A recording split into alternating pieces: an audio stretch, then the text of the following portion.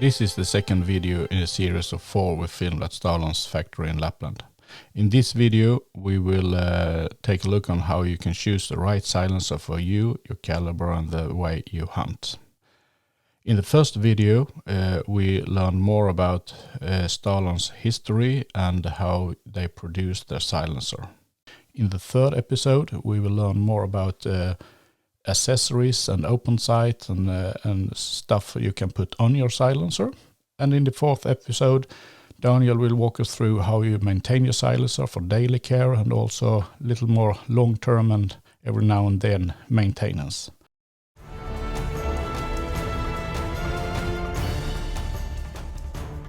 If you haven't seen our channel before, we produce videos about hunting and hunting gear, so do not hesitate to subscribe and push the notification bell so you don't miss out of any of our videos.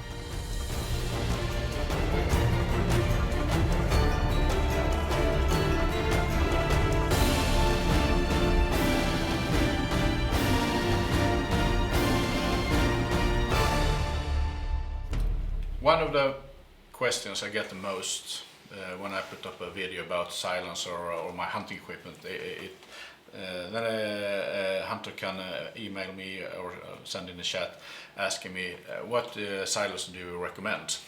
I have this caliber and I hunt in this way, and I can spend a lot of time writing a long answer, but still it's I think many things are personal preference, what you want.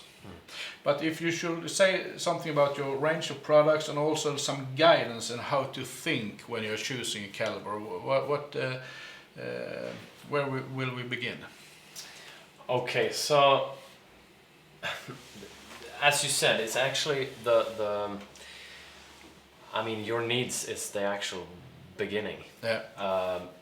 If you have, I mean, we all have different preferences of what you think is small and what you think is light and what you think is good and so on. Yeah. But the most important is to try to look at the product from more than one perspective. Most usually they choose the product which is like reducing the sound the most. Yeah. And reducing the sound the most is also very common to buy. The first time you buy a silencer, you buy the one that reduces the sound the most. Yeah. But it can also be like 2 years later, you will eventually find out that okay, this particular model is really good, but it's too big or too heavy or too, you know. Yeah. Because if I'm right, if I'm saying that in general, the bigger silence you have, the more reduce the noise. In general. In general, yes. Yeah. It also has some with techniques to do, but it's absolutely in general. Yeah. So you say that the first buyer they buy a big silencer because it really, but then they notice something. Then they look at something else that they want to improve in a different way, like making it lighter but not sacrificing too much, or making it shorter in front of the rifle, like the effective length, extending forward, reducing that length instead, but still have quite enough sound reduction.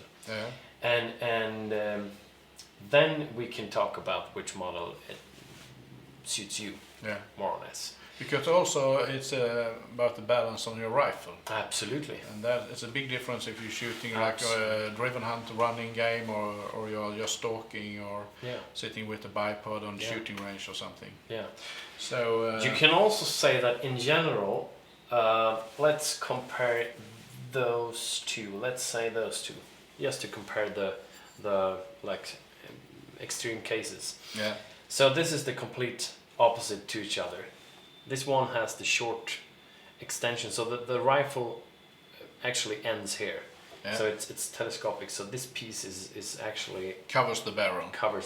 Yeah. And this one is the piece that extends the barrel. Yeah. So the thread from the rifle barrel is like here. Yeah, on the golden ring, more or less. Yeah. So you see, this one is a short one. This is a long one. This is a short one, and this is a long one. Yeah. So let's say you have a 308, for example. It's a quite common caliber, most common caliber, at least for hunting. These two models, I would say, these two models suits completely different hunters. In general, of course. So the short one, this one extending only 10.8 centimeters. So it's quite short and reducing the sound 30 decibels. This one is extending the rifle with 149 millimeters, so 14.9 centimeters, reducing the sound 34.5 decibels. So it's a quite big difference. It's 4.5 decibels between these two. And 4.5 decibels in in non-technical description is quite enough. You notice it? Yeah, you notice this. Absolutely. 2 decibels is where you start to notice a difference. And 3 decibels is a clear difference. 4 decibels is quite good amount of difference. And this one is 4.5. But the use of these two is also different. I mean, you wouldn't really go as a dog keeper with the large one, because this one is quite big. And this one is maybe it's enough, but it could be better if you have it for like spot and stock. You have a big scope, heavy rifle, bipods and so on. It doesn't really matter if you have a bigger one. But with this one, you will have a much more stable shooting and reduced sound. And also recoil, because it's heavier. That's part of the stable shooting. So it's a different type of thinking, more or less. But it's necessary. I mean, if you have the bigger one as a dog keeper, I guess that you will feel that you have a oversized silencer for your use of that particular rifle. And you have the range of the models Victor in your range. And those are also for like 308 or 6.5 or So correct. How will you make the choice between an X series or a Victor, you should say? First off, they are produced up to caliber 30, but also in one single caliber larger than that. That's 857. But up to caliber 30, I would say that everything below caliber 30 is actually getting closer to these ones. So in these cases, let's say you have a 6.5 Creedmoor, for example. The difference between those two is not that big. I don't have the exact numbers, but I would say around 1 decibel. So I wouldn't even think that you would hear any difference. But the difference in size is quite a good amount of difference. But if you have a 222 or 222, for example, the difference is more or less nothing. So in these cases, the smaller version or the smaller model is in our way of thinking a better choice, because it's smaller, it's lighter, but it still does a good job on reducing the sound. It's not necessary to have the bigger one unless you really want the balance in some way. Absolutely. Or if you want to have these models can also be, you can change the front piece to another, you can change it to a long one, you can change it to another caliber, for example. So let's say you have a 222 and a 308, for example, and you have two fronts with different calibers, then it's good to have this one, of course. But if you're looking for a silencer only for your 222, I would say that the smaller ones is very good. Very good. That's a very interesting aspect of the way you manufacture the silencer, actually, because you can buy one complete silencer, use it for like your stalking rifle, like a 6.5 55 or so on, and then you have like a 9.362 for a driven hunts. Yeah. But then you only buy a new front. Yeah. And You could if you. Yeah, you could. Of course, you can buy a completely new silencer, Yeah. but if you wanted, you can only buy the front piece. Yeah, and then just switch the front. You can have 4 fronts in different length and calibers, and just switch between them. So you can have. Same. Yeah, exactly. So you can have one for a stalking rifle, so you have a short combination. Yep. Or for a dog keeper rifle, a short combination, one for a stalking where you want to have a different balance and so on. Yeah. That's very interesting. And Yeah. then it's also a big argument for the X series if you want that aspect of the. Absolutely, absolutely. And I mean, if you have this one for your like driven hunt combination, and you have the same rifle, just switch the scope and switch the front module to a longer one, then you have completely changed the driven hunt combination to a like stalking combination. Yeah, exactly. So it's a good way to mix your configurations a little bit. Yeah. Yeah. And when it comes to on the X series, if you have the barrel, the thread, the barrel stops here. Yeah. The telescopic part covers different length, and of course that's affect the balance of the rifle. But is it also affecting how much it muffles the sound? Slightly, slightly, not too much. The difference in decibels is more or less 1 decibel in all the calibers, more or less. So it's not something that you should really. So here, if you choose like a short or long telescopic part, it's mostly the choice between how you want to balance your rifle. Can you say that? Or? Yeah, you could say that. It's absolutely a part of the balance, but it's more of a choice if you have a standard velocity cartridge or if you have a Magnum cartridge. So let's say a 300 Win Mag. I would say that the XE, the E stand for extended. I would say that one is better suited for your 300 Win Mag. You could have absolutely used that one, but you will have. This is a kind of if you put a name to it, it's like an expansion chamber, where when the rifle goes like this, and when the high pressure gases enters the silencer, it first turns back into the expansion chamber. And if you have a Magnum caliber or Magnum cartridge, you would like to have a larger expansion chamber. And it's not to make the sound better or the recoil reduction better or so. It's to make the front work as it should work. And the standard velocity. Interesting. So actually, to extend the telescopic part, you make the front part more efficient. Yeah. And it's particularly on the first round. But also on the rest of them. But it's only 1 decibels. But the first round is it's a part that's really interesting to work with. Because when you shoot the first round in a silencer, you usually have it's what's called first round pop, which is quite a lot higher than the rest of them, because the silencer is filled with oxygen.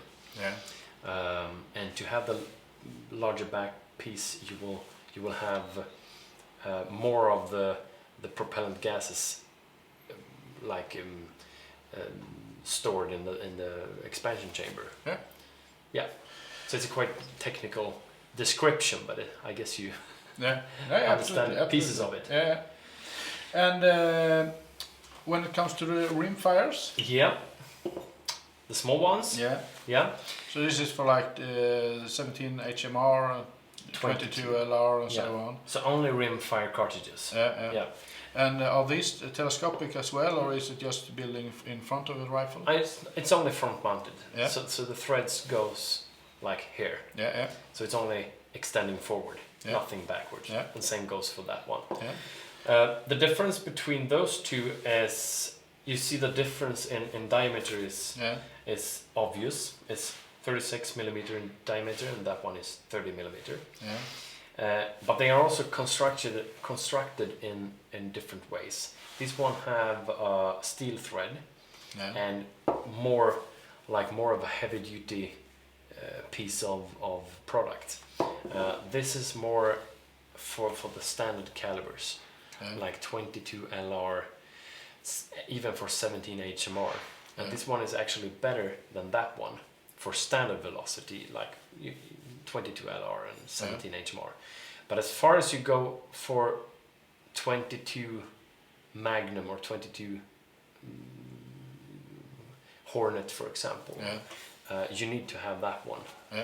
Because it's more heavy duty. You have the steel thread, which will not be realigned when you shoot, and you have a lot of pressure in it. So for Magnum Rimfire, you choose that one, and for standard Rimfire cartridges, you choose that one. Perfect. Simple as that. So I thank you very much, Emil, for making the process of choosing a silencer simple for us. And you also have a great support out in your retailers. They have this catalog of your silencer, but here is most of them, yes. Most of them, And here is also like a product guide on how to choose. You can choose what kind of hunting you are doing, and then you can go into this chart and see where you ends up. And just to explain this a little bit, we have, because the choice of a silencer is not like black or white. You can't really point out exactly which one would suit you unless you have a specific demand. So we have divided them in 3 groups. The first one is moving, and then we're looking for flexibility, lightweight, and easy to carry specifications. So it's like for the ones that move when they hunt, a lot, like mountain hunt and hunting and dog keepers and so on. And then we have spot and stock, which is when you want as stable shooting as possible, as minimum barrel flip and so on, maximum sound reduction. And then you have the all round, which is kind of a mix between both of them. And this chart is also divided in different colors, which is the green stand for excellent, the yellow for good, gray for not recommended, and the gray with an X is not even available. But this chart is quite black and white as well. If you divide it down to your needs. So for example, if I have a 308, I'm a dog keeper. And what is the silencer you recommend the most? What is good if you show me the chart? Let's say you're a dog keeper. You have 308, which is there, and then you have the green one is on X108. That one is excellent. But you also have the XE108, which is the longer, the one produced for Magnum calibers. You could of course use it for your standard caliber as well, but it's yellow, it's good. And then you have the Victor, which is that one, and that stands for the specifications explained here: flexibility, lightweight, and easy to carry. This stands for that. And what I could also recommend to you guys who are looking for a silencer, that if you have a possibility for it, visit your local retailer and bring your rifle and put it on the rifle, and also feel how the balance is and what feels good. Because it's different, as you say. Absolutely. For my 308, I have one Victor and one of the bigger ones, and that I have when I'm moving more, and I have a lighter scope, and when I have my big 4 times 4 to 30 times 56 rifle scope is a heavy one, and then I can also afford to have a heavier silencer and so on. So I think and also, I guess that the balance is quite equal. Because when you have a bigger scope, you will have the rifle more back heavy. And then you put a larger silencer on, you will have the same balance as with the, let's say an aim point and then a smaller one. You will have the same kind of balance on your rifle, I guess. Yeah, and for example, when I walk with my dog as a dog keeper, I have my 308 with a very short barrel, 45 centimeters, and a short silencer, because it's only short distance I'm shooting, and I really prefer to have a light, short rifle. Yeah. But if I go on of course I can shoot from a driven stand as well with that, but I don't shoot as good as with my 9.3 with the longer barrel and the heavier silencer, because that feels very stable and well balanced. But the shorter rifle is a little more flimsy. But the longer rifle I never bring when I go with the dog, because I think it hits every branches in this wood. It's and that's the kind of configurations or demands or wishes or needs or whatever you call them. You need to like decide for yourself and so on, and try out. And this you can also find on your homepage, I suppose. Yeah, sure. It's online on the webpage. Yeah. And I will put the link directly to this chart here in the description. So if you want to take a look on that, you find that there, and you also find, I suppose, links to or description where you can find retailers or distributor all over Europe on your homepage. Yeah, you can. Yeah, absolutely. Thank you very much, Emil. Thank you. And we will go on and film also a little clip about all your accessories, because you have a wide range of accessories for this. And so you guys who want to see that can also find the description for that here, and a link for that in the description. Perfect. Yeah. Okay, see you in the next clip. See you in the next clip. Perfect.